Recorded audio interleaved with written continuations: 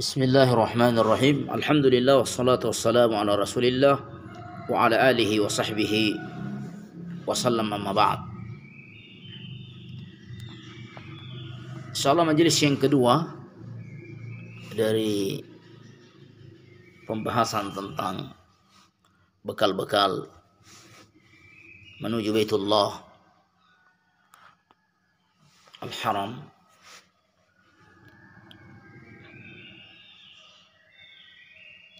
Yang pertama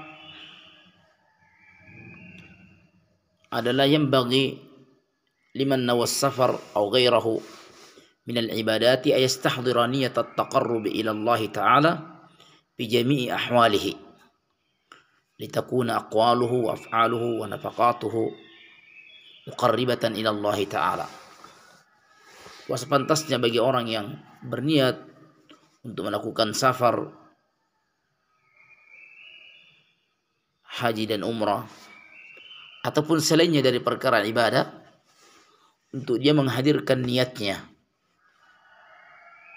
niat taqarrub, mendekatkan diri ibadah kepada Allah Subhanahu wa taala pada seluruh keadaannya, agar supaya ucapan-ucapan yang diucapkan, perbuatan-perbuatan yang dia lakukan, biaya yang dia keluarkan, semuanya dia lakukan dalam rangka untuk mendekatkan dirinya kepada Allah Azza wa Jalla. Karena Nabi alaihi salatu wassalam mengatakan, innamal a'malu binniyat. Sesungguhnya hanyalah amalan-amalan itu tergantung dengan niat. Wa innama likulli imri'in ma nawah. Dan tiap-tiap orang masing-masing yang dia akan dapatkan sesuai dengan niatnya. Muttafaqun alaihi. Dan tentu hadis ini terkait dengan amalan hati. Karena ada amalan yang dilakukan oleh hati, dan disitulah tempatnya niat. Kemudian juga amalan dari sisi lahiriah, ya ini harus sesuai dengan petunjuk Nabi kita Muhammad sallallahu alaihi wa alihi wasallam. Ini harus dua, harus bergandengan. Keikhlasan, itulah tauhid. Kemudian yang kedua adalah sejauh mana kita mengikuti petunjuk Nabi kita Muhammad sallallahu alaihi wasallam dalam melakukan ibadah kepada Allah Azza wa Jalla. Dan tentu inilah gunanya kita untuk mempelajari tata cara pelaksanaan sholat, sebelumnya wudu, tayammum. Demikian pula gunanya kita untuk mempelajari manasik haji ataupun umrah, tata cara pelaksanaan haji ataupun umrah. Karena dalam melakukan ibadah tersebut tentunya kita tidak pakai perasaan ataupun ya semaunya kita melakukan apa yang kita inginkan di sana, tidak, tetapi itu harus ada petunjuk dari Nabi kita Muhammad sallallahu alaihi wasallam. Karena itu Nabi mengatakan, khudhu anni manasikakum, hendaknya kalian mengambil dariku tata cara pelaksanaan ibadah haji dan umrah kalian dariku.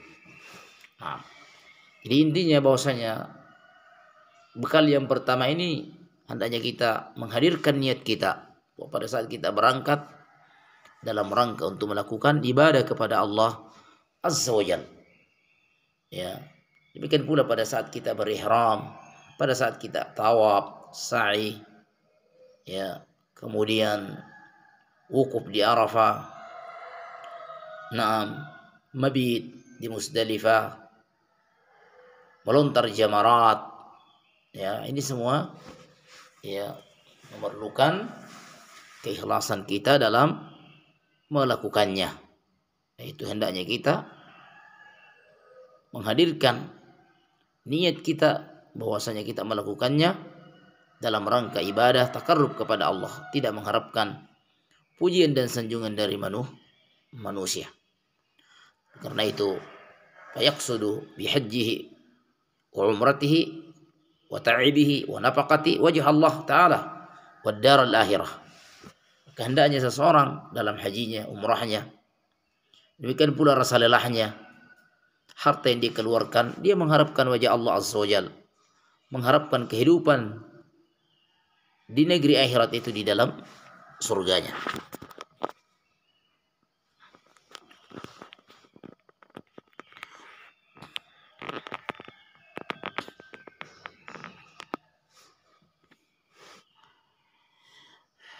Wal yahdhar kullal hadhr ay yaqsud bi hajjihi ad-dunya wa hitamiha. Dan hendaknya seseorang benar-benar waspada.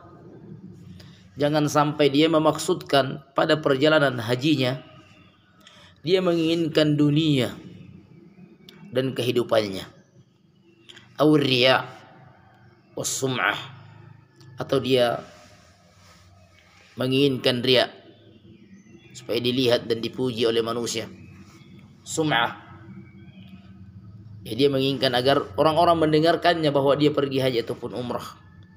Wal mufahara bidzalik, ataupun dia menginginkan pada perjalanan haji umrahnya itu dalam rangka untuk mufakharah, untuk berbangga-bangga, untuk menyumbangkan diri.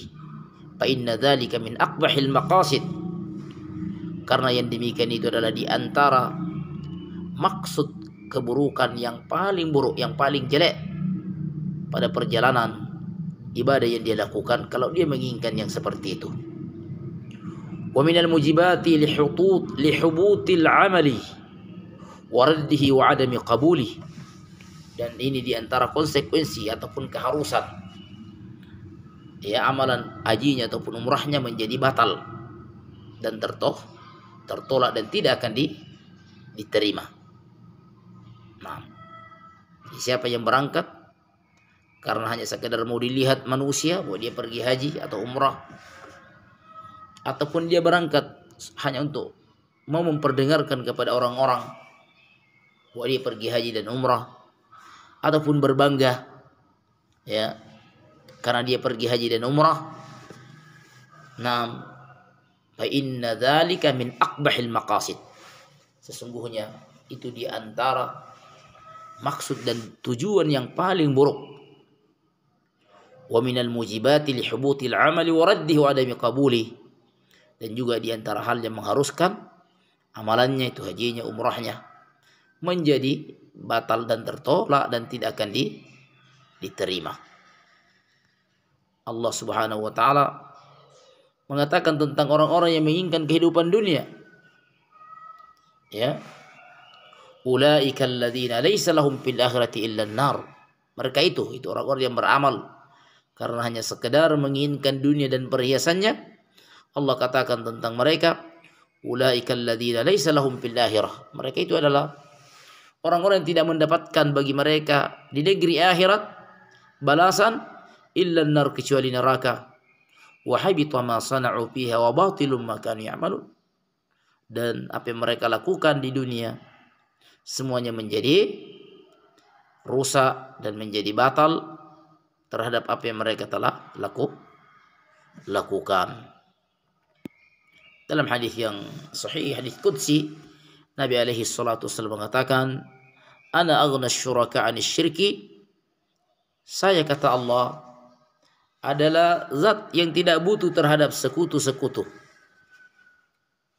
Man 'amila 'amalan, siapa saja melakukan suatu amalan, asyraka ma'i fihi ghairi, dia mempersekutukan aku dengan yang lainnya dalam amalannya, dia menginginkan sesuatu balasan selain dariku, kata Allah, taraktuhu wa syirkahu, maka aku akan tinggalkan orang itu dan amalan yang dia syirik di dalamnya. Nah, ini nasihat bekal yang kedua yang kita sampaikan pada majelis yang singkat ini, yang intinya hendaknya kita ikhlas, ya, ketika kita berangkat, semenjak kita melangkah keluar dari rumah kita menuju ke tanah haram, niatkanlah untuk beribadah kepada Allah Azza wa Jalla, untuk mendekatkan diri kita kepada Allah Azza wa Jalla, mengharapkan ampunannya, mengharapkan surganya. Dan telah berlalu hadis-hadis tentang keutamaan orang-orang yang datang mengunjungi Ka'bah. Man ata hadzal bait falam yarfuth wa lam yafsuq raja'a ka yaumi waladathu ummu. Siapa saja yang datang ke Baitullah ini, ke Ka'bah, kata para ulama, baik dalam rangka haji ataupun umrah, kemudian di sana dia tidak melakukan kefasikan, maksiat, dan juga tidak melakukan ar-rafath, yaitu tidak melakukan hubungan suami istri, tidak pula mengucapkan ucapan yang porno pada saat-saat dia ihram, maka dia nanti kembali ke negerinya seperti pada hari ibunya melahirkannya, itu tanpa dosa.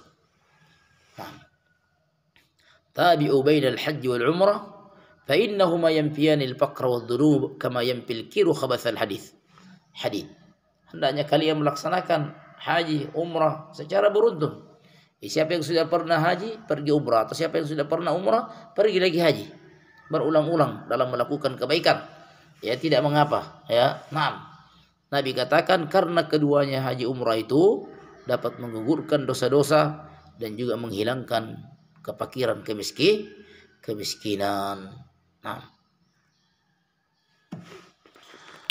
Subhanakallahumma bihamdik asyhadu an la ilaha illa anta astaghfiruka wa atubu ilaik.